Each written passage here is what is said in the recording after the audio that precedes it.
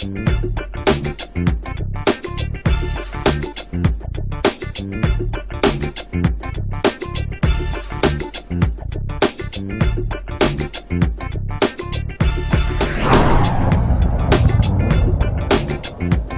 want to support Roland Martin Unfiltered? Be sure to join our Bring the Funk fan club. Every dollar that you give to us supports our daily digital show. There's only one daily digital show out here that keeps it black and keep it real. It's Roland Martin Unfiltered. Support the Roland Martin Unfiltered daily digital show by going to RolandMartinUnfiltered.com. You can make this possible. All right, folks, ever since I had my show, first on TV One Washington Watch in 2009, News One Now in 2013, and of course launching Roland Martin Unfiltered last year, we've been focused on Republican-led voter suppression. The facts don't lie. That's what we have seen across this country. Well, last year, 14 million Americans were purged from voter rolls across the country. They were mostly black and poor or students. Joining me right now to discuss his investigation into voter purging is investigative journalist Greg Palast. Greg, welcome back to Roland Martin Unfiltered. Glad to be with you, Roland. I make this point all the time, and the bottom line is this here. When it comes to people who are purging voter rolls, it is largely Republicans who are leading this effort in states across the country. Fact or fiction? It's a sad fact. It's Jim Crow all over again. You know, in the 50s and 40s, 50s, and 60s, it was the Democratic Party who blocked black voters in the South. Now that's the GOP. And it's real simple. It's not that I don't really believe that characters like Brian Kemp are racist. That's the governor of Georgia, I call him the Purgeon General of America. What he cares about is the color of your vote, which is blue. That is Democratic. You have Democrats, you have black folk, Hispanics, and now Asian Americans in Georgia are voting substantially Democratic, as are young people. If they let everyone vote, Georgia will be a solid blue state. Same with Mississippi. Same with Alabama, same with Florida. They know it, and therefore the only way they can win is by removing voters of color. That's it. Look, you talked about that. In fact, a Republican strategist said in North Carolina, on the record, that if black folks were the ones voting Republican, Republicans in North Carolina would not be trying to suppress their vote. For me, it doesn't matter what your party is. I don't care. Just like I disagreed in 2000 when the Gore campaign tried to throw out some military ballots because they said more than likely they're going to be for Bush as over Gore. My deal is no. You count every vote. It doesn't matter where they come from. And the Republican Party, it was Colin Powell, when he went to North Carolina, called out the then Republican governor of North Carolina and said, stop trying to disenfranchise and take the vote away from African Americans. That's right. Back in 2000, I was with The Guardian. And by the way, I'm joining The Guardian again out of England, because in England, they really are watching vote suppression in America. You don't have much of a following of this issue by, unfortunately, my U.S. colleagues in the press. But back in 2000 with The Guardian and BBC Television, I uncovered that, tens of thousands of black men were removed from the voter rolls as felons. Not one. Their only crime was voting all black. There was not one illegal voter. Not one. George Bush became president by 537 votes, minus the tens of thousands of black folk voting. When you talk about, what is the Republicans' line on this? One of the main people I spoke to, a Reverend Thompson, he was removed from the voter rolls, an African-American minister. When he was forced by the lawsuits that came out of my investigation, they said now he can vote. He went in and he registered, by the way, as a Republican. And they said, well, if we knew you were a Republican, we'd have let you register in the first place. They literally said that to him. If we knew you were a Republican, we'd have let you register. He just saw black minister, obviously a Democrat. He may want to think his position, by the way.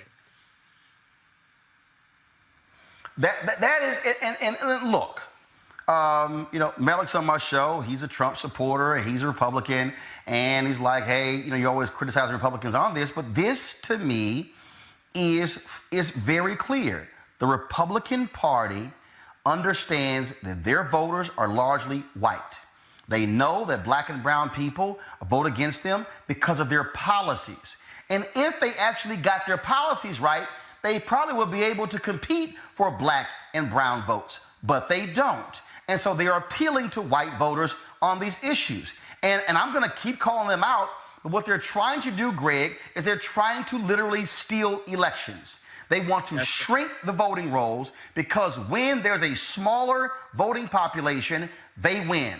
Larger turnout, they lose. Bernie Sanders literally said that a few days ago. That's correct.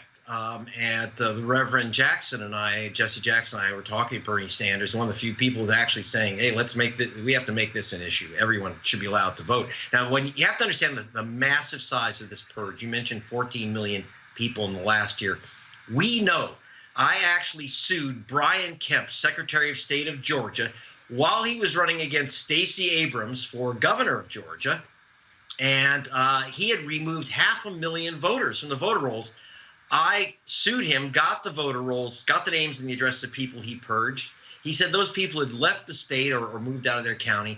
My experts went through that sheet and found out that in Georgia alone, he had illegally removed 340,134 voters. That's 1/3 voters. We're not sampling. We have their names and addresses, and that's what we're fighting to get those people back on in my investigations. And Georgia isn't alone. Brian Kemp made himself governor of Georgia, winning over Stacey Abrams by a few thousand votes by removing hundreds of thousands of black folk, including, by the way, Martin Luther King's 92-year-old cousin. She'd voted the same station for 50 years. I was there when they threw her out of the voting station. 92-year-old cousin of Martin Luther King, voting every year, every election since her cousin was murdered.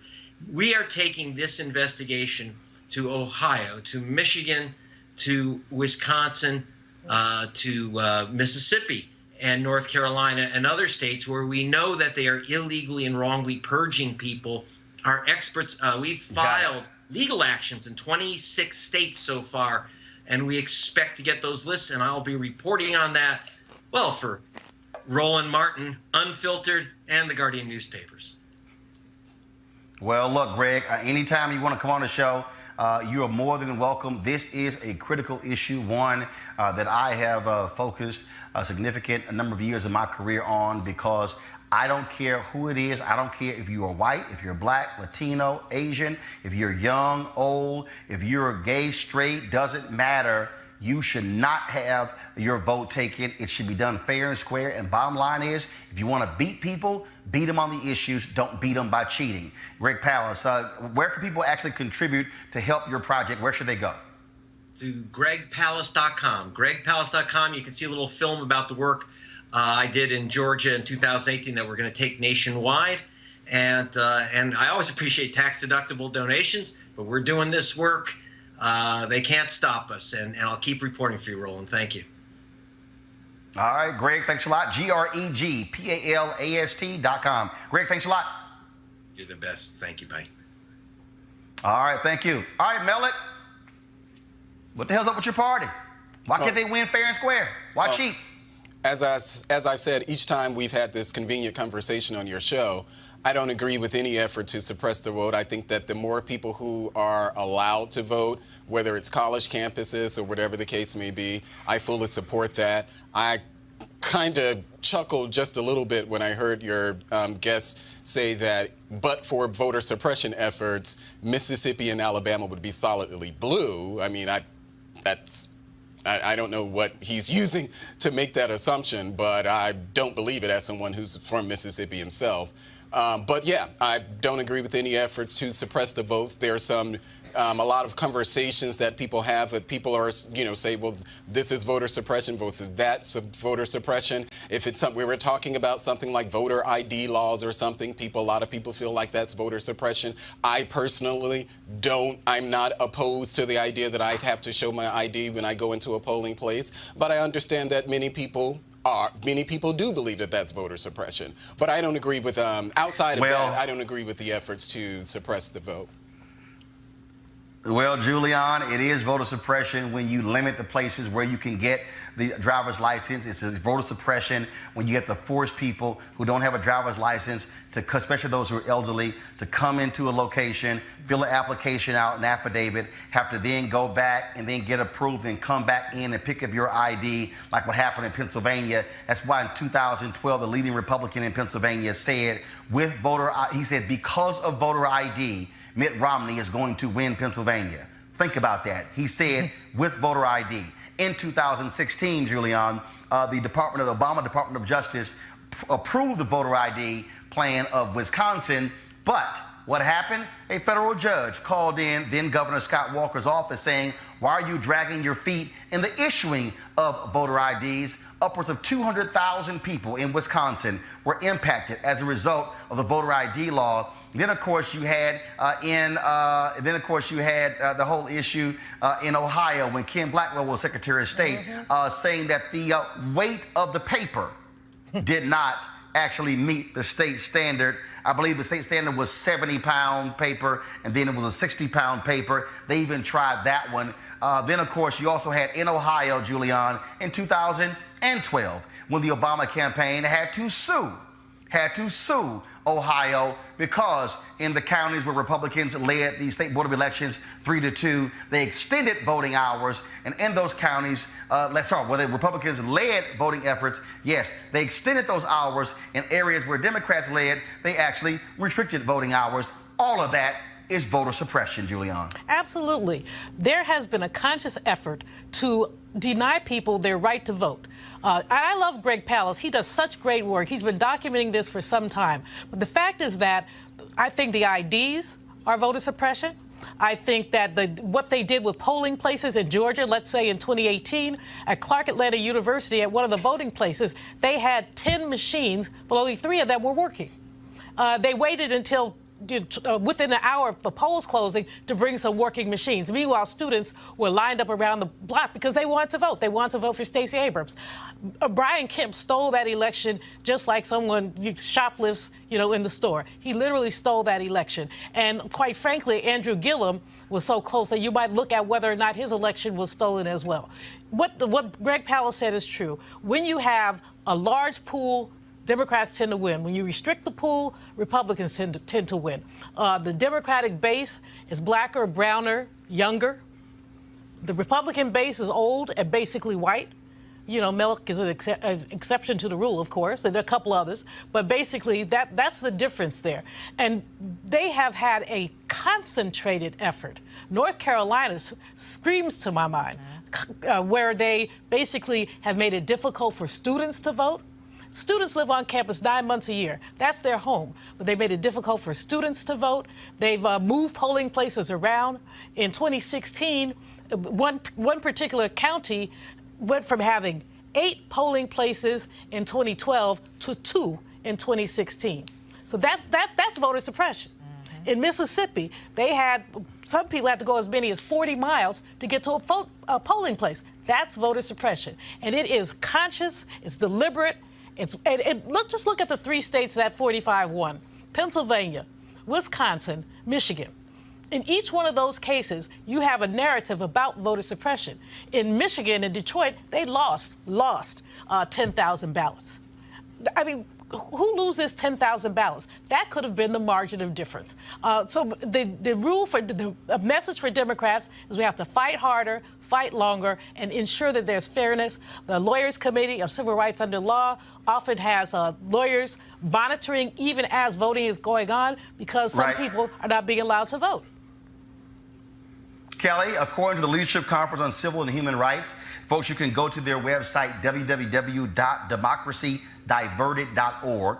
They say since the Supreme Court rendered its decision that weakened the Voting Rights Act, across the South, they have closed 1,200 polling locations since that took place 6 years ago.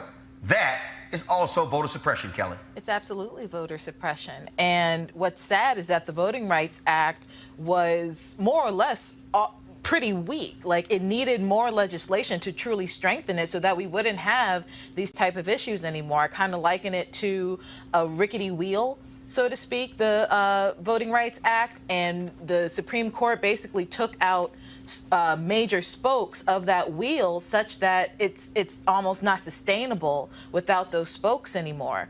And what happens? You know, like you have a vehicle or what have you, you know, not being able to drive it, and we have to use what's left of this act to continue to move forward. And that not only is it frustrating, it's just wrong. Dr. Malveaux, definitely, I echo her points, but at the same time, this goes back to our conversation regarding elections and packing the courts with judges and all of these things. That it's all connected. It's all connected. So, absolutely. No, you're absolutely right when you say it's all connected, because again, it is all a part of a Republican strategy. According to the Leadership Conference on Civil Rights, 1 in 10 voting locations in Texas were closed. In Arizona, more than 1 in 5 polling locations were closed. Georgia, Louisiana, and Mississippi closed roughly 1 in 20 polling locations. So when you take the purging of the voter rolls, then when you take the closing of polling locations, and you throw in voter ID, what you have is a witch's brew created by Republicans to frustrate voters, to say, I'm just so sick of it, I don't even want to go to the polling location. And that's why, folks, we're going to fight that, we're going to counter that, and so we're going to beat them at their game early. And that's why we got to make sure you have all the information that you need, because Republicans, if you want to win fair and square, but don't cheat. All right, folks, back to our Roland Martin Unfiltered video in just one moment. All right, folks, it's the holiday season. This is when you think about spending time with the family and friends. This is also when you count your blessings and support those less fortunate. This year, be a holiday hero and change someone's life forever. Right now, hundreds of thousands of Americans are sitting in jail without being convicted of a crime. Why? Because they lack the financial resources to pay their bail. Now think about it. If you are arrested for any minor offense, you will be taken directly to jail. If you don't have bail money, you will stay there until a court date is scheduled. That could be days, weeks, or even months. Simply put, America's bail system is broken for people of color. Freedom, folks, should be free. That's why the Ebony Foundation has partnered with the Bail Project and is sponsoring the Home by the Holiday campaign. The Bail Project has helped bail out thousands of people over the years. And with your help, we plan to bail out 1,000 people by New Year's Day. How's that for a holiday gift? A donation from you today can change someone's life tomorrow. Did you know people of color represent upwards of 90% of the jail population across the country? Without bail, nearly 90% of those charged with misdemeanors plead guilty. However, with paid bail, less than 2% receive a jail sentence. Folks, sometimes justice needs just us to fight to join the fight. You can be a holiday hero by donating $25, $50 or more to help the Ebony Foundation bring our brothers and sisters home by the holiday. To donate, go to homebytheholiday.com. It's homebytheholiday.com. Now back to your Roland Martin Unfiltered video. Folks, there's this extremely popular black-owned restaurant in Houston called the Turkey Leg Hut. They do these smoked turkey legs. And look, y'all, I am not a huge fan of turkey or even smoked turkey legs, but the food there is unbelievable. I've been there many times. You can go to Instagram, Facebook. You can see my videos from there. But they were in court today where they had filed an emergency motion to dissolve a temporary restraining order put in place by white neighbors who say the restaurant is a threat to their health. They claim the restaurant's outdoor cooking area is illegal and the smoke is a health hazard. This was a news conference where the owners of the restaurant went before the public on Friday. The neighbors, what they did was they got that particular order preventing them from using their smokers between 8 p.m. and 2 a.m. and 6 a.m. And of course, that's their most busiest times. Thousands go to this restaurant every single week because of the turkey legs. They've taken Houston by storm, but these white residents who recently moved in want them shut down. Here's that news conference from Friday. On Wednesday morning, November 20th, 2019, our attorney was blindsided by a telephone call from the plaintiff's counsel stating that he would be in Harris County District Court in roughly an hour to appear before a judge to seek an emergency temporary restraining order, temporary injunction, and permanent injunction against the Turkey Leg Hut and its owners. The affidavit of their named specialist was never shared with our attorney, nor was he provided adequate notification time to represent us in court on Wednesday morning. The lawsuit was filed by a handful of people who want to vilify the Turkey Leg Hut as a nuisance to the community. We have successfully operated our business in compliance and cooperation with the City of Houston and its ordinances, despite repeated attacks from this handful of people on parking, noise, and now smoke for the past 2 years. It is difficult not to presume that they simply don't want us here. And Wednesday's lawsuit was a failed attempt to permanently shut down the Turkey Leg Hut. With regard to the allegations in the lawsuit that the smoke from our turkey smokers is a public health risk, the plaintiffs and their counsel have a private party posing as the City of Houston Health Department. The allegations are purely speculative and with no proof whatsoever. Contrary to what the plaintiffs are saying, the Turkey Leg Hut currently has all of the permitting that we need to operate. We want to be very clear. We care deeply about the people in this community, as well as our employees, customers, and the City of Houston. We have heard and listened to the handful of complaints about the smoke from neighboring residents and have been actively pursuing a resolution in response to those complaints. On September 25, 2019, we received approval from a permit for the construction of a ventilated, fully enclosed smoke pit area to resolve the problem. Before construction can begin, approval of a replat is required by the city, as the pit is currently located on the subdivision line, and the city will not allow structures to be built over the subdivision line. A public meeting was held by the City of Houston Planning Committee on October 31st, 2019. At this meeting, the Planning Committee required us to present our plans to the Museum Park Super Neighborhood, which we did. At the Museum Park Super Neighborhood meeting held just last week on Wednesday, November 13, 2019, a handful of neighborhood residents showed up to oppose us building the enclosure that will solve the very problem that they filed the lawsuit on this past week.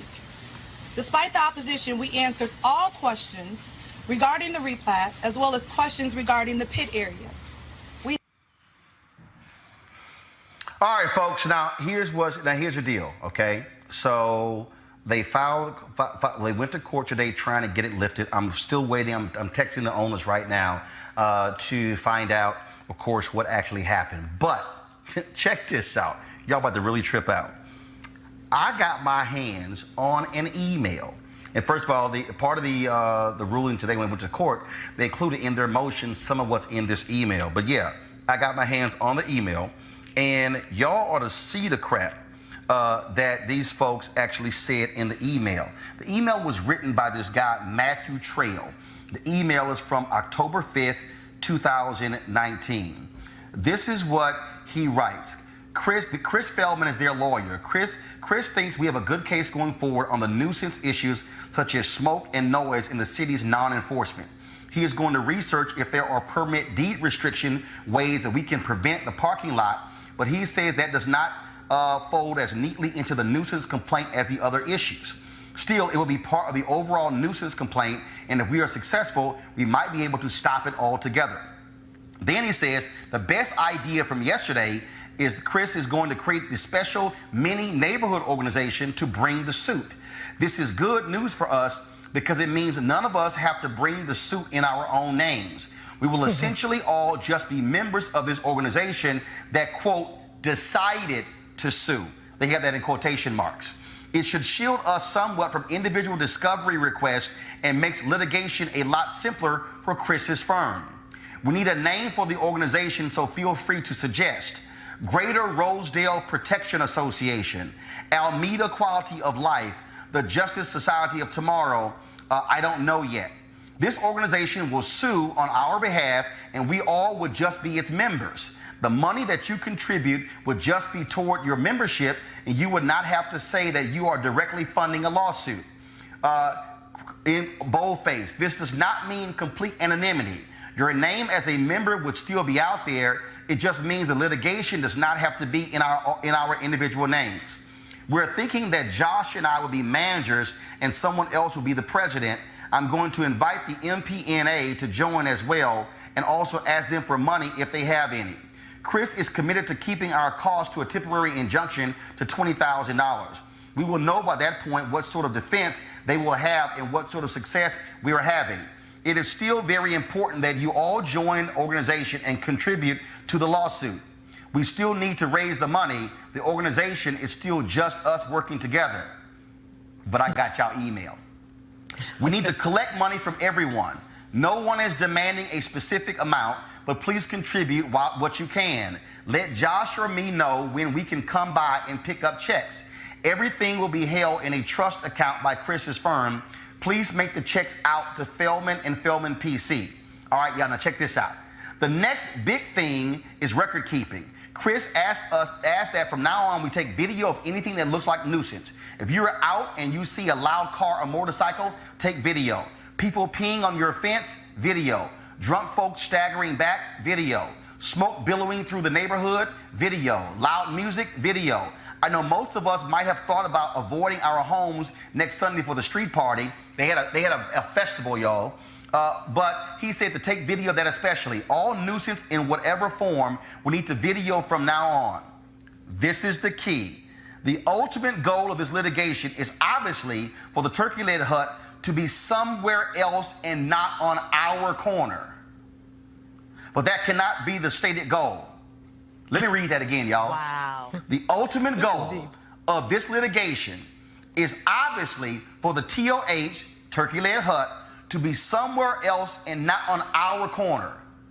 But that cannot be the stated goal. So we also need to think of injunction relief that we can ask for, such as cook off-site or build a sort of filter that no one would ever know you're cooking, no music past 9 p.m., no use of bass or subwoofers at all, signs up telling their patrons to keep the noise down, no parking lot.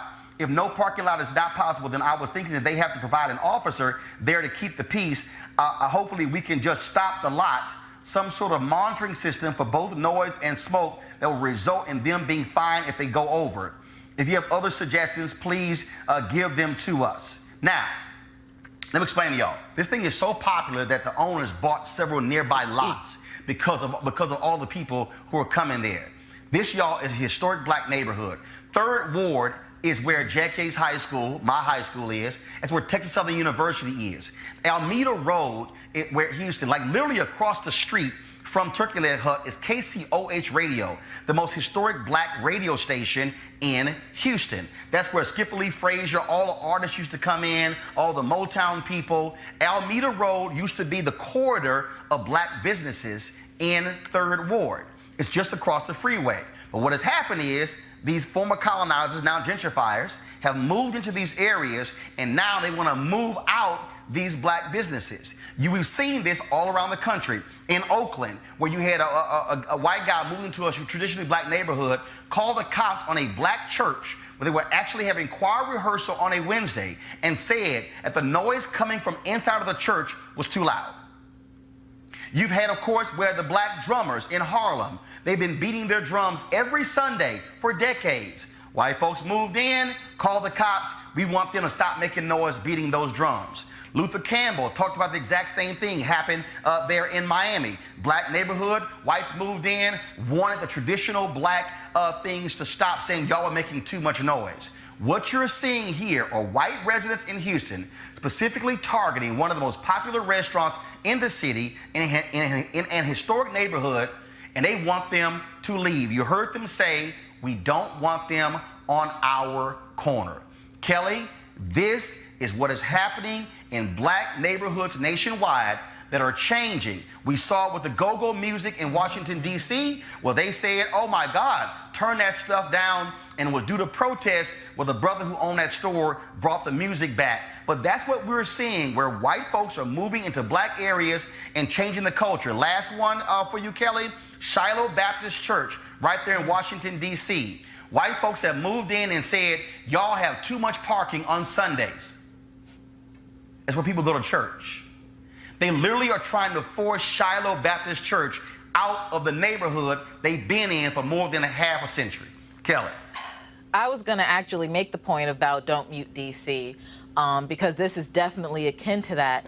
But the fact that this is an email that went out to God knows who and how many people, how is this not a modern-day Willie Lynch letter? Because this was almost a step-by-step process as to how to move Black people out of spaces that they've been in for decades, if not, more than that. For you to not be there and then all of a sudden just come into somebody else's space, and because you don't like how they conduct business in their space that you just got into, all of a sudden it's a problem. But the more obvious thing is, isn't Texas like a huge barbecue state? Like, don't they have smoke everywhere because of restaurants? Like, first of all, you don't even have zoning restrictions, and so you can actually in Houston have a business right next to a home. You don't have that. And that's one of the issues you have. They're trying to get it shut down. Like, I just don't understand how you are in Texas, of all states, which, for Texans, they would probably consider themselves the, king and, presidents of barbecue, what have you. I'm not going into that debate, but it's a big deal there. That is a part of a culture. Don't hate. We are. No. I literally don't know. Like, that's right. I don't know. But what I'm saying is, barbecue is a part of the culture of Texas. Of Texas in general, and you have the audacity, the testicular fortitude to go into Texas and say, don't smoke no meat. Like, that to me is just absurd. And the fact that they are going so far as to literally have a step-by-step process as to how to dismantle a culture in Houston that is insidious, that is harassment. I don't see how this is not malice and malicious.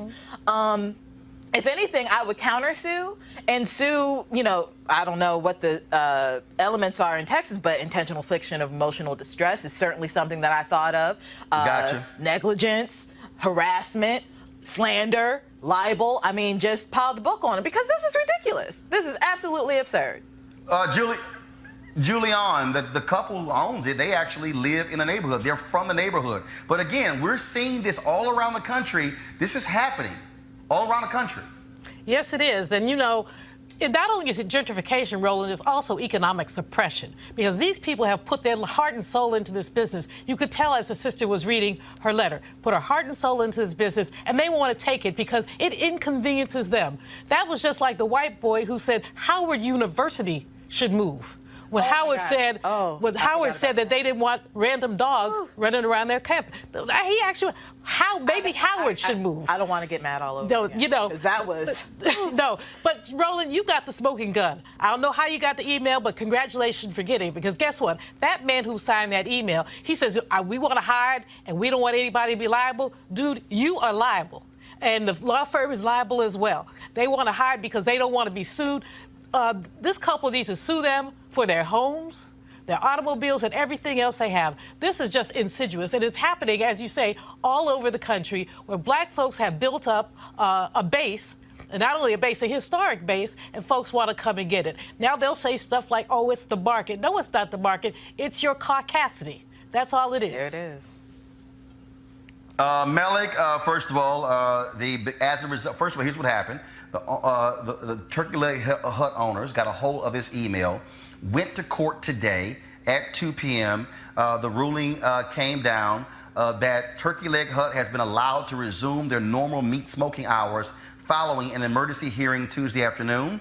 Owners Nakia Price and Lindell Price asked for the emergency motion to dissolve the temporary restraining order against the restaurant or the bond be raised. A judge has allowed them to resume their normal smoking hours until their next hearing on December 9th. They were restricted. Now they can go back. But again, the hearing was because of that email, because that judge now sees the real intention of these residents. This is an issue that, again, to Black folks all across this country, we are seeing this and experiencing this right here in Houston.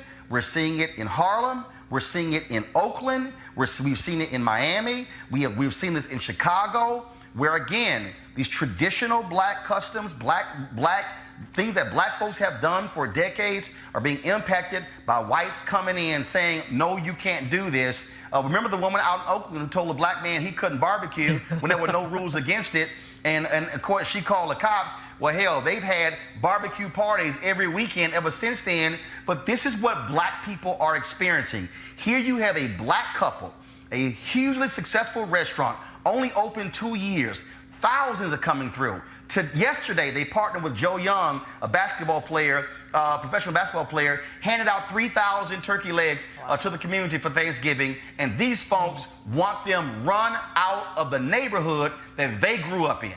Yeah, I think it's you know, I'm glad you actually brought up the cases here in D.C. And just to be clear about the one with the go-go music, there are people who can reasonably disagree whether a owner of a store should be allowed to place a loudspeaker outside of his store. I mean, that people can reasonably argue that that's a nuisance. I get the culture argument, but people can reasonably argue that. As far as the Shiloh Baptist Church deal, parking is pretty scarce in D.C., and that's in the Logan Circle area. And for as long as I've been in D.C., the conversation about churches and parking and even bike lanes has been a huge conversation. And that's not really a racial thing as people are making. As far as the situation, the situation in Texas, from what I'm hearing, it seems as if that there was an actual issue there with the smoke. Because the owner said that they actually are now in the process of getting the permits or something to have an enclosed space for that where it's proper venting or something. So it seems like that could be possibly a valid issue. Me personally, and of course I probably would move into a neighborhood like that, but I wouldn't want to live next to a store that has loudspeakers outside of its store all times of the day. I wouldn't want to live beside a restaurant or near a restaurant that has a smoker where there's a lot of the smoke and things like that. The issue with the nuisance part of it with the guests, I guess it's a lot of traffic or something. These are things that neighborhoods actually, whether it's a homeowners association or not, these are things that neighborhoods kind of get into. I think there's probably a bit of NIMBYism here, not in my backyard-ism going on here and what's happening in Texas, but they have the injunction, so they're going to be able to resume as usual. But I don't think that this is exactly as black and white as it is. I mean, there are plenty of people who can have issues with that same level of I know plenty of black people who would probably never move beside a building where they're playing loudspeakers outside of it. So I get the whole culture argument. Roland, it is wrong. It is racial. The reason this is a black and white issue, it is because this is not simply a one-off. Julian, I'm gonna let you make this point, but the reality is here. We are seeing this in black neighborhoods across the country. Yes. Where literally things that black people have done for decades are being changed, are being eliminated because whites moving in are saying, we don't like these things. That is indeed black and white. Julian, go ahead. But basically these colonizers, and that's what they are. They're colonizers who have a sense of entitlement. People have been playing go-go music in D.C., forever. You don't like it? Move. You knew they had go-go music when you went there. The churches. Shiloh has been there for I don't know how long, more than 50 years, more than 60 years. You knew there was a church in the neighborhood when you moved to the neighborhood. You don't like it? Step. This is black and white because white people have a disproportionate amount of power to basically affect these changes in these urban areas. Yeah, the Shiloh issue, because I've lived in D.C. all of this time, and there are black people who have had these conversations, not just about Shiloh, but churches in general, and the amount of parking that people, and in D.C., just as it is with a lot of our schools, our schools here, there are a lot of residents who are not actually residents of D.C. They're coming from Maryland and Virginia into the city to park at these churches. So the parking thing has been an issue in D.C., whether you're black, white, Hispanic, or whatever. This has been a huge issue. So that's not a black and white issue. But the way that people choose to go around, churches should not have free reign to not just park, in particular with Shiloh, and just like it was with Metropolitan Baptist Church, which is probably about 3 or 4 blocks away from Shiloh. The issue was that there were the parishioners came into the city, and they were not just parking in zone parking spaces, they were double parking in those spaces. So there's a little nuance there that isn't just so white and black of people not I wanting understand- people. I mean, and I'm saying this as someone who knows black people who live in these neighborhoods where these churches are, and these black people have complained about the free reign churches have to park wherever they want to park, and they're not able to get to their front door because of the parking at the churches. Prove it, Malik. Prove it. You're always asking people to prove something. Prove that, because I live in that. You want me to invite them on the show or something? I want affidavits. I mean, I live in that neighborhood as well. Everybody is kind of bent out of shape about parking, but most people, and most black people, are not so bent out of shape that they are wanting to church to move. In addition, some churches like John Wesley on the corner of 14th and Corcoran, they have a solution where they bought a parking lot, and so basically people can go into this enclosed parking lot. Yeah. My church, Metropolitan AME, we use a parking lot across the street. So everybody acknowledges parking is difficult in D.C. anytime. But the way that people have gone after these churches is nothing but racial. Well, but what I'm saying, if I can make a point regarding the parking issue, absolutely. Across the board in D.C., parking is an issue. But what you don't see, which is why I believe this is a race issue, yes, they're dealing with Shiloh in this regard, but there are churches up and down 16th Street Northwest that haven't been touched by any type of injunction or complaint or anything like that regarding parking. There are churches up and down Northeast. Like, the closer you get to Capitol Hill, the less black people you see, but you also see more churches that are not rooted in African-American religion denominations. And I don't see anybody complaining about people parking there. So it is a race issue. You want to support Roland Martin Unfiltered? Be sure to join our Bring the Funk fan club. Every dollar that you give to us supports our daily digital show. There's only one daily digital show out here that keeps it black and keep it real. As Roland Martin Unfiltered. Support the Roland Martin Unfiltered daily digital show by going to RolandMartinUnfiltered.com. You can make this possible. Well, let me also say this here, because I love these people who so this Jeremy has awakened. Love, he said. We have Roland Martin, Tyler Perry, Oprah Winfrey, Byron Allen, Bill Cosby, along with other radio owners that are black radio stations, owners and crowdfunding. No excuses can be done. But let me go ahead and say this here, folks. I mean, that's great. But let me be real clear. It's a whole bunch of people who say what we need, but then who don't do a damn thing. I've gone to numerous other black media companies who aren't even doing anything remotely like what we're doing here, and they have been wanting to partner. I've gone to black folks with money and still trying to wrestle a dollar out of them. But also, when I have people who say, oh, we need to be doing this and this, the question is, are we actually willing to write a check? Are we going to support it?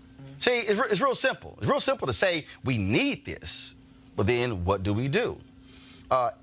Wendy Thomas, the MLK 50, her business school person at Harvard said, oh, this idea will never work. Now they're going on their third anniversary, and they have been succeeding. I recently gave to their crowdfunding effort. We also have to treat our black media companies the same way black folks did when we only had black newspapers. Let me repeat that. The Chicago Defender was not free. The Pittsburgh Courier was not free. The Atlanta Daily World was not free. You had to pay for a subscription to those black papers. The reason Robert Abbott was able to send black people to the theaters across overseas to actually cover World War I and World War II, no, they weren't putting Associated Press stories in black papers. There were black people who were actually in the theaters of war. It's because black people were buying the newspapers. I can't tell y'all how many times black people say, oh, man, if you could cover this and cover that, but are you subscribing? But we'll subscribe to the Washington Post and the New York Times and other papers and then go, well, where's our stuff? Y'all, this ain't hard.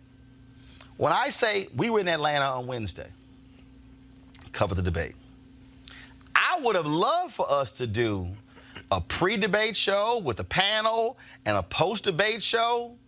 But guess what? MSNBC, that was their debate, they were charging $6,500 for the riser, for the telephones, for the Ethernet lines. Oh, yeah, we just couldn't just walk in and set up. Had to be paid. So why am I saying this? We pay for a whole bunch of stuff. And y'all heard me say it, 8 black networks targeting African Americans, a combined 1,344 hours of content a week, and they don't have a single hour of black news. That means Lil Me is doing more black news than Oprah, Diddy, BT/Viacom, Kathy Hughes TV1, Bounce TV, now owned by Scripps, all of them combined. We have to support black-owned media. And if we don't, and then this show's not here, and we're not broadcasting, we're not streaming the Kamala Harris session she did with black women in Atlanta, or we're not broadcasting the Leadership Conference on Civil Rights, their day-long seminar, or we're not broadcasting the live streaming when they had the rally for Congresswoman Ilhan Omar on Capitol Hill, when we're not broadcasting the AME protest that took place outside of the White House, who else will? Because guess what? The other black websites, they ain't there. The black networks, they're not there. Frankly, it's just us. So go to RolandMartinUnfiltered.com, join our Bring the Funk fan club. And this is real simple. We have 20,000 of our followers. Just so y'all understand, we did 100.7 million views last year alone. 345 million minutes watched. Took our YouTube channel from 130,000 subscribers to 400,000. Right now, that's in 14 months. If I check right now, we have 403,000 YouTube subscribers. That means we started at 130,000. So just so y'all know, if we just took the growth of our YouTube subscribers, okay? If we just took that growth, all right, and said, how do we grow this thing in a year? That means we added, real simple, 273,000 YouTube subscribers in 14 months. If each one of our YouTube subscribers actually gave simply $10, this funds this show for the next 3 years. That's black economics. That means we can send people on the campaign trail, we can hold town halls, we can broadcast all around the country. That funds us for the next 3 years, and that's assuming no future growth. Question is, are we willing to do it? Go to RolandMartinUnfiltered.com, Cash App, PayPal, Square, you name it. You got all the options there for you. All right, folks, back to our Roland Martin Unfiltered video in just one moment. All right, folks, as the marijuana momentum continues, our friends at marijuanastock.org have already reached more than half of their funding goal for the hemp CBD investment. That's right. If you want to take advantage of the great opportunity, you better do it real quick because it won't last much longer. If you don't know, I'm talking about the hemp plant, the good cousin to marijuana with a much higher concentration of CBD. That means hemp gives you all the medical benefits of marijuana without getting you high. Also, if you don't know, hemp farming is now legal in the United States, creating one of the largest commodities worldwide. Now, folks, it's an opportunity for you to invest, and that's where 420 Real Estate comes in. The business model is simple. They buy land that supports hemp CBD grow operations and lease it to licensed high-paying tenants. That's right, they are hemp CBD landlords, and you can get in on the action. As hemp continues to change the economic landscape, 420 Real Estate is allowing you to chase the American dream. Now, the best part is you can invest in this crowdfunding campaign for as little as $200. That's right, $200 up to 10 grand. To invest, go to marijuanastock.org. That's marijuanastock.org. Get in the game, folks, and get in the game now. Back to your Roland Martin Unfiltered. The mother of a Navy veteran is seeking answers after her son's body was discovered in his Texas apartment, where officials said he had been dead for 3 years. The remains of Ronald Wayne White were recovered on November 12th from the DeSoto Town Center Apartments, which is, of course, a suburb of Dallas. White's mother, Doris Stevens, said the last time she spoke to her son was 3 years ago in November, this month, November 2016. He was a defense contractor who was frequently out of the country, and his bills were paid through automatic withdrawals from his account. Maintenance personnel found his body when they responded to a service issue. His mother did say that he suffered from diabetes, and they also found diabetic medication all throughout the apartment. But man, talk about that is the strangest thing in the world, that somebody could actually be missing not be heard of from for 3 years. That is, and what I'm trying to understand. Avis, is how does the company not contact this family? Like, he wasn't showing up for work. Absolutely. I mean, it is a sad indictment on our society in terms of how we apparently don't have substantial relationships and connections with people. That someone can be laying dead in their house for 3 years. And you're right, the company doesn't notice that they're not showing up for work, or if they are noticing, they don't think to contact anyone just to make sure he's okay. I understand he spent a lot of time out of his country, but does he not communicate with his family when he's out of the country? I go out of the country too, but the entire time that I'm gone, I'm reaching out to my sons. I'm reaching out to people that I care about. So it just, to me, demonstrates how disjointed our society has gotten in some extreme circumstances. And I hope that with all that we each do in terms of our professional lives, that we also know that we shouldn't neglect our personal lives and our relationships, because at the end of the day, when we need somebody, when somebody needs to, it's the relationships that are going to matter when we're in situations like this. Got it. So someone will check on us, if at all we ever go missing. You want to support Roland Martin Unfiltered? Be sure to join our Bring the Funk fan club. Every dollar that you give to us supports our daily digital show. There's only one daily digital show out here that keeps it black and keep it real. As Roland Martin Unfiltered. Support the Roland Martin Unfiltered daily digital show by going to RolandMartinUnfiltered.com. You can make this possible. Yesterday, Diddy released an official statement basically telling Comcast to stop using my damn name.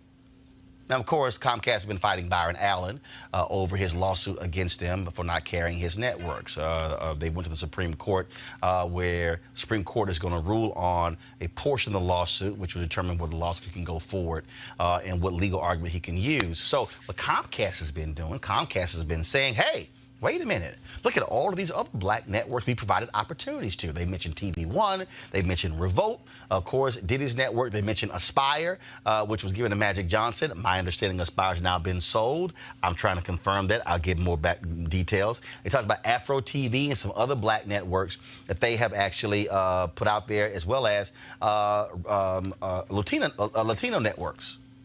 So Diddy dropped this letter. Let's just say he ain't too happy.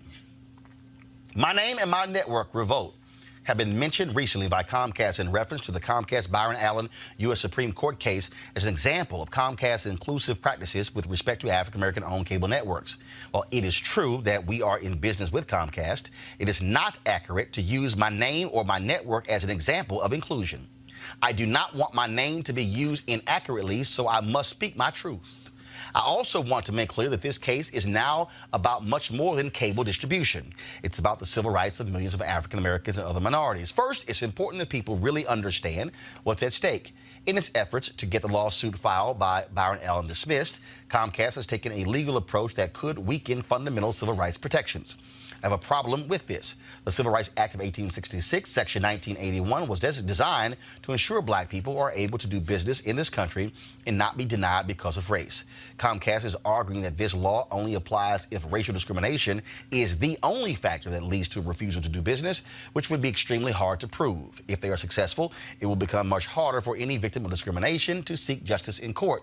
By taking this stance in the Supreme Court, Comcast has put its legal tactics ahead of the rights of millions of Americans to be heard. This is not okay. Above anything else, my goal has always been to achieve true economic inclusion for black people. How can Comcast suggest that it champions diversity and inclusion if it attacks the laws that provide the foundation for economic inclusion? What good are any of their efforts if they are fighting to make it harder for victims of discrimination to be heard in court? Comcast has made this about much more than Byron Allen, and now the civil rights of my children and my community are at stake. To be clear, Anything that makes it harder to fight against discrimination is wrong. Comcast is choosing to be on the wrong side of history. On Revolt, I can only share the truth of my experience. Starting an independent cable network is incredibly difficult and capital intensive.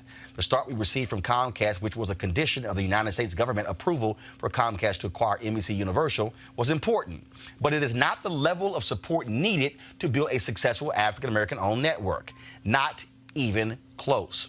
Since that launch, our relationship has not grown, and Revolt is still not carried by Comcast in the most affordable packages, nor is Revolt available in all of the markets that would enable us to serve our target audience.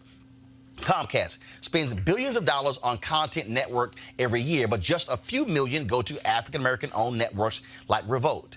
That is unacceptable. Supporting diversity and economic inclusion requires a real partnership. The only way Black-owned networks grow and thrive is with meaningful and consistent economic support. Otherwise, they are set up to fail. Revolt has never been in a position to truly compete on a fair playing field because it has not received the economic and distribution support necessary for real economic inclusion. Our relationship with Comcast is the illusion of economic inclusion. Rather than using this case to diminish the civil rights protections of millions of Americans, Comcast should use this as an opportunity to listen to a community it relies on and above all do better. That was Diddy. That was yesterday.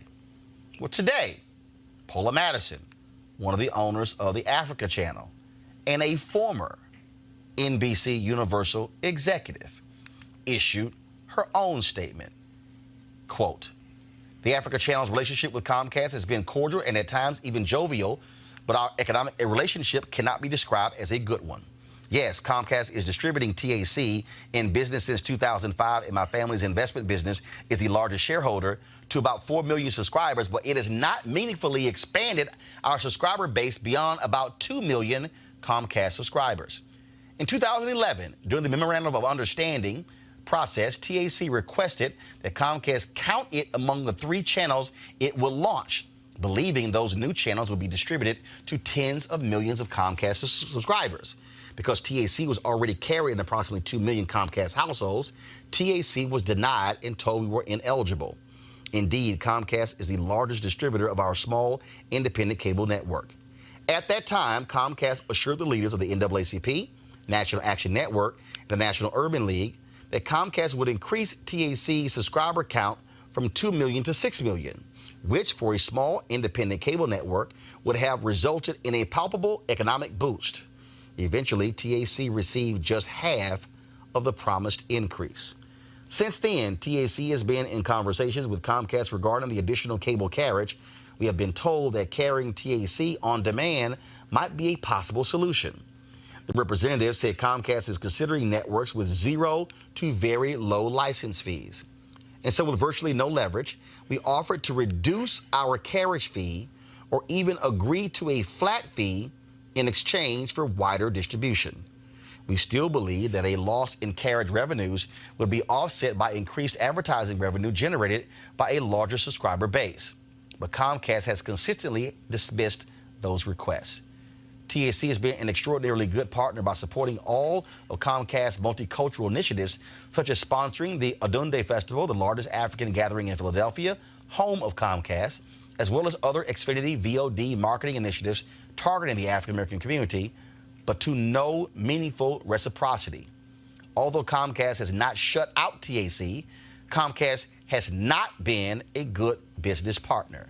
With an unkept yet repeated promise by Comcast of 4 million additional subscribers, it's inaccurate to include TAC in any grouping of Black-owned independent networks, which would typify the Comcast business relationship as good or in any way proactive.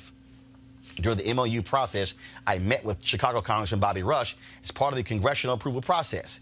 We met in his D.C. office, and he asked me to assure him that Comcast will continue the innovative and meaningful progress in diversity and inclusion that, as NBCU's EVP and Chief Diversity Officer, I had led at NBCU.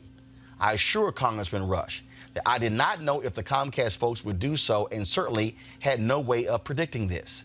I did say that GE NBCU's parent company, was an industry leader regarding diversity and inclusion, and that NBCU was an industry leader regarding diversity and inclusion, and that Comcast was promising Congress that it would work for greater economic success for the African American community, as stated by the commitments regarding procurement, banking, employment, etc. I said that I was meeting with him as one of my assigned responsibilities to fulfill what was needed to secure for Comcast the government approval to acquire and own NBCU. I said I was taking Comcast at its word. Launching these black entrepreneurs' new cable networks without meaningful distribution and real economic inclusion, in my opinion, would result in a business model fraught with frustration and near futility. As the NBCU team leader who worked on and negotiated the MOU with the African American civil rights leaders, separately, I had raised with Comcast that without a guaranteed subscriber count giving the black entrepreneurs significant revenue and profit, the launch of these channels would not help them achieve success in business. Indeed, as an owner of the Africa Channel, I recused myself from any Comcast TAC discussions, but I also knew from my experience that without the key components of a guaranteed number of subscribers and revenue, running a profitable cable network would be very problematic. I shared these concerns with Comcast that the African American networks would be positioned to fail, and Comcast made it clear that it was only committed to launching these networks and not giving them the necessary distribution and economic support to succeed. Period. None of the black-owned networks sought cable carriage solely with Comcast. We all sought carriage on Time Warner, Charter, Cox, etc. However, Comcast was seeking to acquire one of the largest content creators in the world, NBC Universal. And for that reason, Congress legislated that Comcast enter the MOU. Comcast was bound by the agreement to launch the cable networks, but was not bound to distribute to a requisite number of household/subscribers, so the channels never had a good chance of having a profitable and successful business. The amount of money black cable network owners get from their business relationship with Comcast can only be characterized as very small. In fact, Comcast spends in excess of $12 billion in licensing cable networks, of which black-owned networks receive a negligible amount. Because the Africa Channel has been included in Comcast citations, which suggested that we are in a good business relationship, I'm writing this statement to set the record straight. I felt compelled to speak up and tell the truth for many reasons, especially after reading the falsehoods spread by Brian Roberts and David Cohen of Comcast. As someone who was a corporate insider and helped to craft the MOU, I can honestly say that after reading Sean Diddy Combs' official statement about Comcast, he has every reason to feel the way he does. In fact, I considered some weeks ago filing an amicus brief to Byron Allen's lawsuit, but after communicating with my fellow Vassar College alum Sherilyn Eiffel, the Legal Defense Fund, I decided not to do so. I'm convinced there are a number of amicus briefs filed with SCOTUS that I believe make a positive and convincing argument that his case must be allowed to continue. I also spoke with National Association of Black Journalists President Dorothy Tucker, expressing my great concern that the Civil Rights Act of 1866 would be gutted by Comcast and U.S. Attorney General Barr. So I encourage NABJ, of which I'm a lifetime member, to speak out, and indeed NABJ has done so. After watching Comcast's actions regarding the statute, I'm now convinced that I have to speak up. Again, this is the reason I am writing this statement. Well, that's a mouthful, two mouthfuls. I think what these folks are talking about is just the way this firm wants to use them, right, to really browbeat this other black man and giving up his case, or at least beat him in court by saying, hey, I got these other black people, there's nothing to see here. And what they're saying is, actually, you have not even followed through on your commitments to us, so don't use us this way, in part because what they want to do, what Comcast is seeking to do, is basically say, unless we have said we want to keep all the black people from doing business, then there's no case here, which essentially means that there is no law here, and there's no protection here, because it's not just about discriminatory outcomes. It's like, I have have to prove the intent, which I think is a complete violation of the spirit of the law. And I think you have folks who are looking at themselves in a powerful position, and actually Comcast emboldened and empowered them by using them as your sort of markers and the people who define your diversity initiatives. And those folks are saying, wait a minute, Comcast actually hasn't done what not only they promised us, they haven't done what they promised Congress, that they have actually been in violation of their agreements with us. So Byron Allen is just sort of the latest manifestation of the ways in which Comcast wants to continue to do business, and we're not going to allow ourselves to be used to oppress another black man and keep him from his opportunity. But not just black. Robert Rodriguez, his network, the El Rey Television Network, which Comcast launched in 2010, this is what he said on Friday, quote, while we are grateful for the opportunity Comcast gave us as the first distributor to launch our networks to service our communities, we want to be very clear that they had significantly more to gain financially. That's what he told Cable Facts Daily, and he was agreeing with Sean Diddy Combs.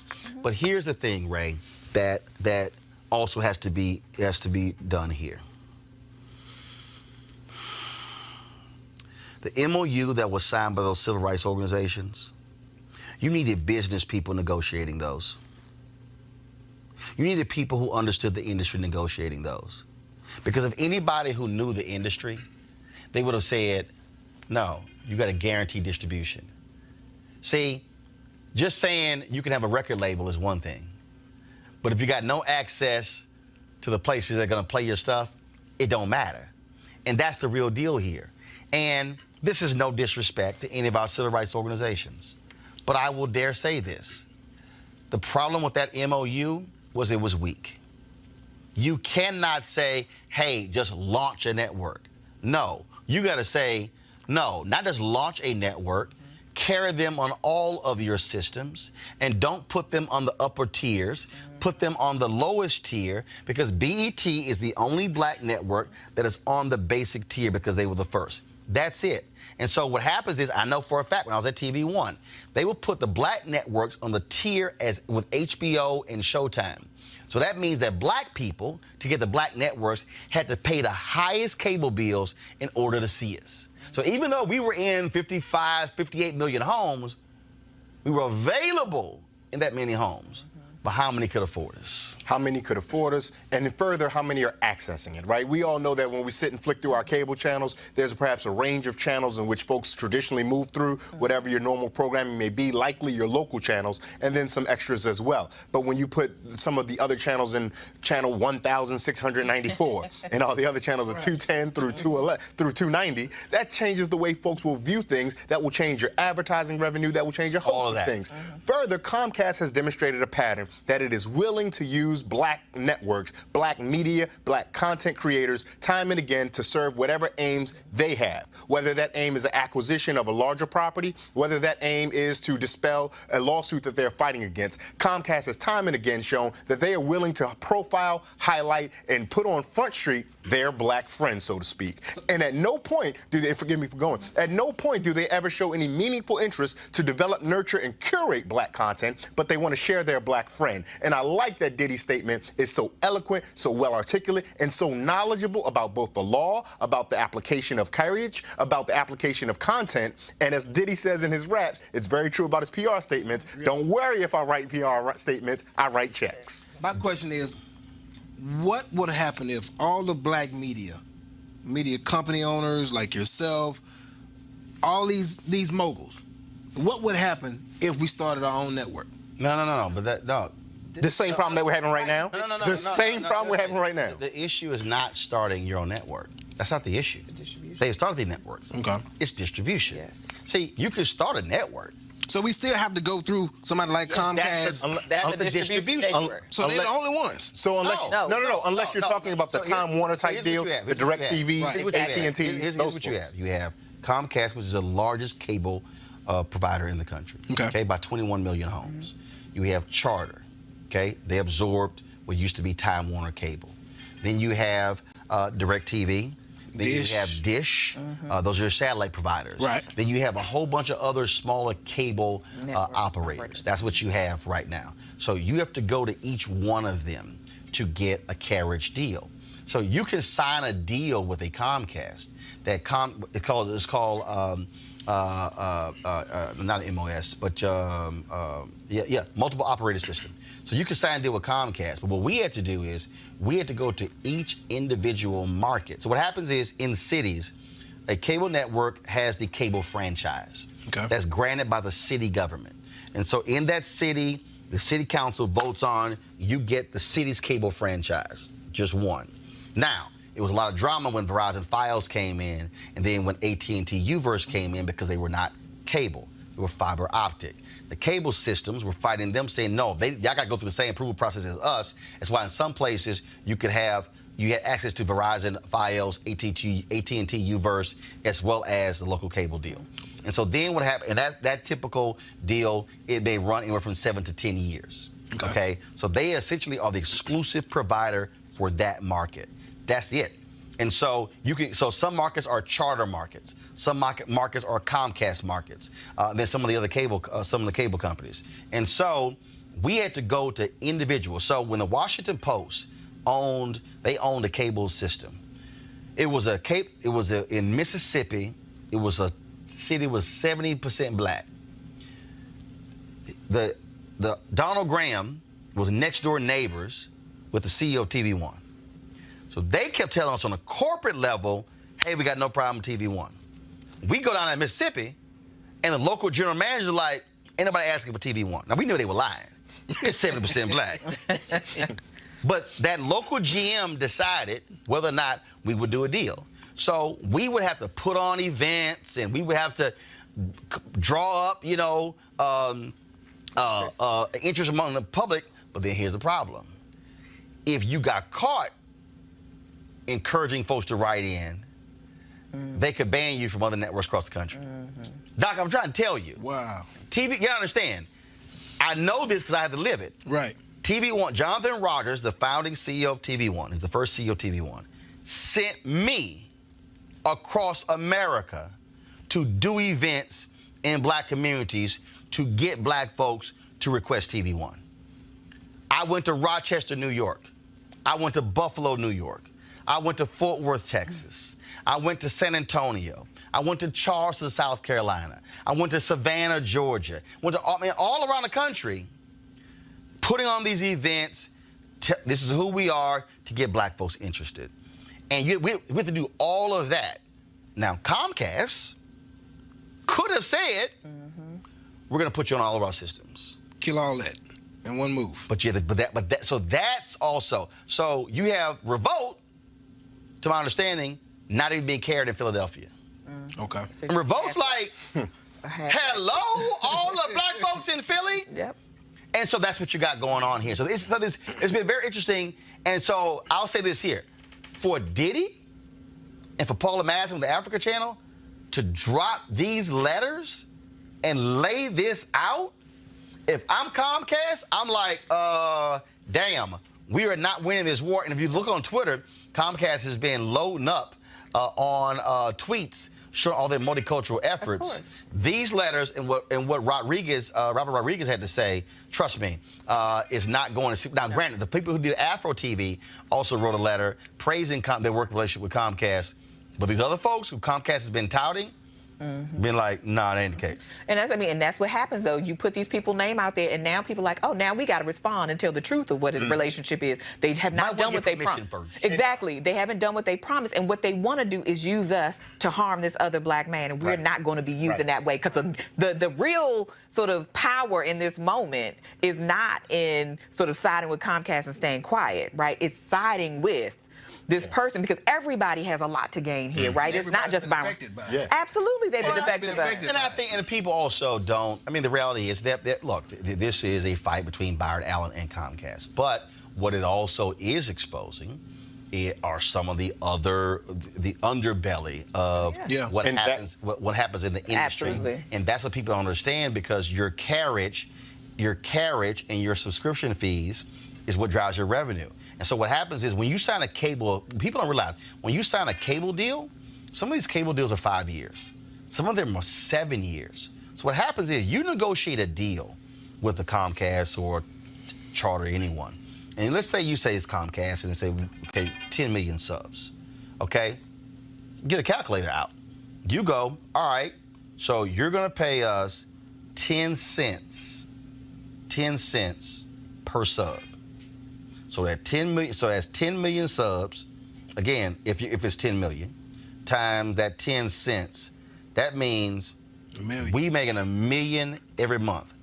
That means we're getting solely on subscription fees 12 million a year. Mm-hmm. That means that if I sign a deal, it's a 5-year carriage deal, I can go to the bank and say, I'm getting 60 million over the next 5 years. Mm-hmm. Now, I need 200 million for programming to run my network. Mm-hmm. That's what the carriage fee battle is all about, and that's what people are now understanding the intricacies of the market. And so when a person says, "Well, damn, man, I would love to have TV One, I would love to have, Revolt, but damn, you're in that upper tier, so I can't afford that, so I'm gonna pay for that basic tier or the one right above." Mm-hmm. I never can see your network because you're forcing me. The cable system are placing them on the upper tier by design. Mm-hmm. Well, final comment, go ahead. Well, I was just going to say, rarely in history of ever has someone been one of the folks that are being sued in a lawsuit. And then when they get dropped from that, do they join an amicus brief that supports the people that were suing them? That's what happened here with the NAACP. Because Byron Allen was alleging that the NAACP and the other civil rights organizations, in signing the MOU, would, to your point, Roland, had been negligent in their duties to ensure the protections of civil rights. And so once the NAACP was dropped from that, now we see the NAACP signing the amicus brief. That's what we see Ms. Madison alluding to.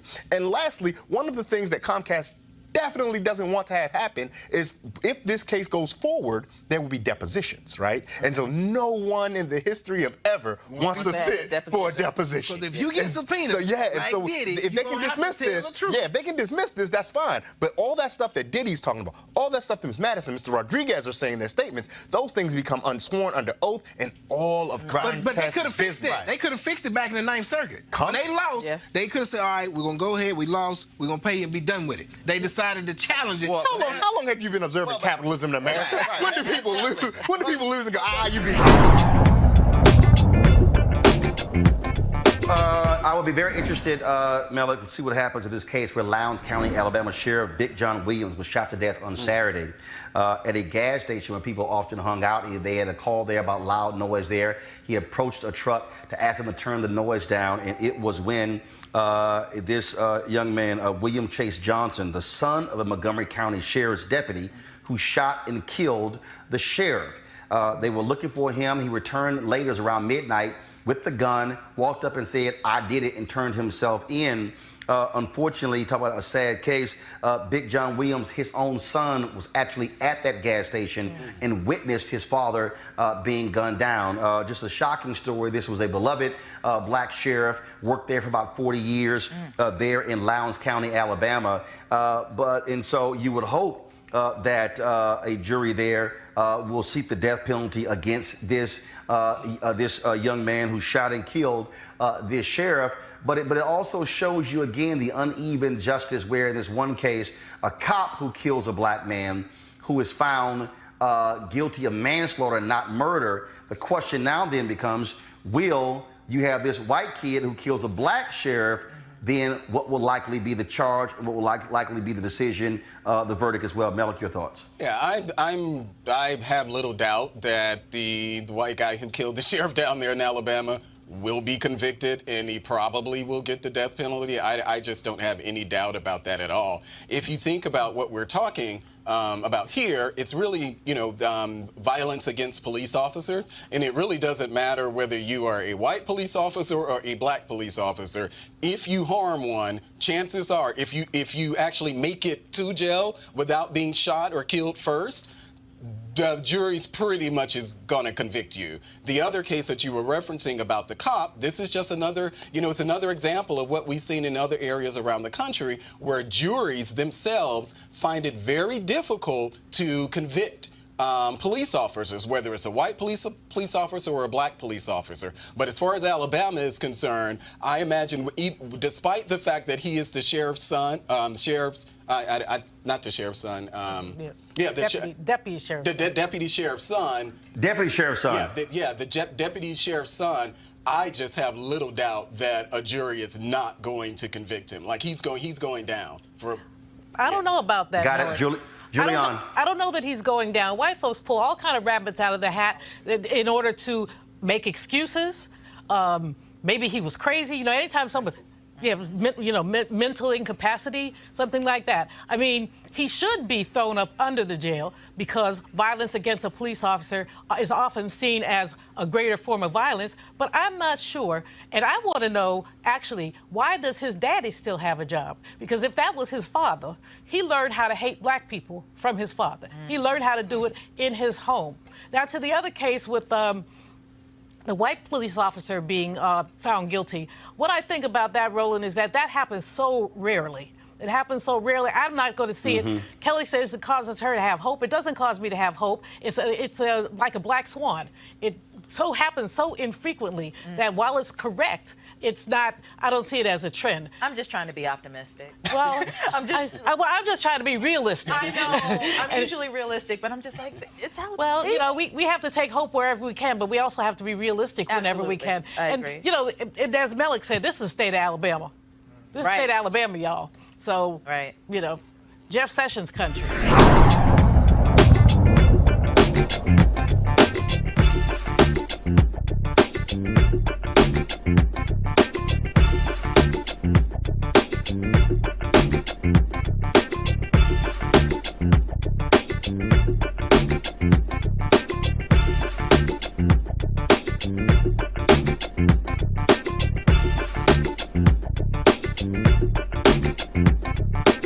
You want to support Roland Martin Unfiltered? Be sure to join our Bring the Funk fan club. Every dollar that you give to us supports our daily digital show. There's only one daily digital show out here that keeps it black and keep it real as Roland Martin Unfiltered. Support the Roland Martin Unfiltered daily digital show by going to RolandMartinUnfiltered.com. Our goal is to get 20,000 of our fans contributing $50 each for the whole year. You can make this possible. RolandMartinUnfiltered.com. This is Diala Riddle, and you're watching Roland Martin Unfiltered. Stay woke. This is Director X, the director of Superfly on the red carpet, or the black carpet, and you're watching Roland Martin Unfiltered. Yo, what up, y'all? This is Jay Ellis, and you're watching Roland Martin Unfiltered. Hi, I'm Chaley Rose, and you're watching Roland Martin Unfiltered. I'm Lex Scott Davis, and you are watching Roland Martin Unfiltered. Hey, what's up, y'all? It's your boy Jacob Lattimore, and you're now watching Roland Martin right now.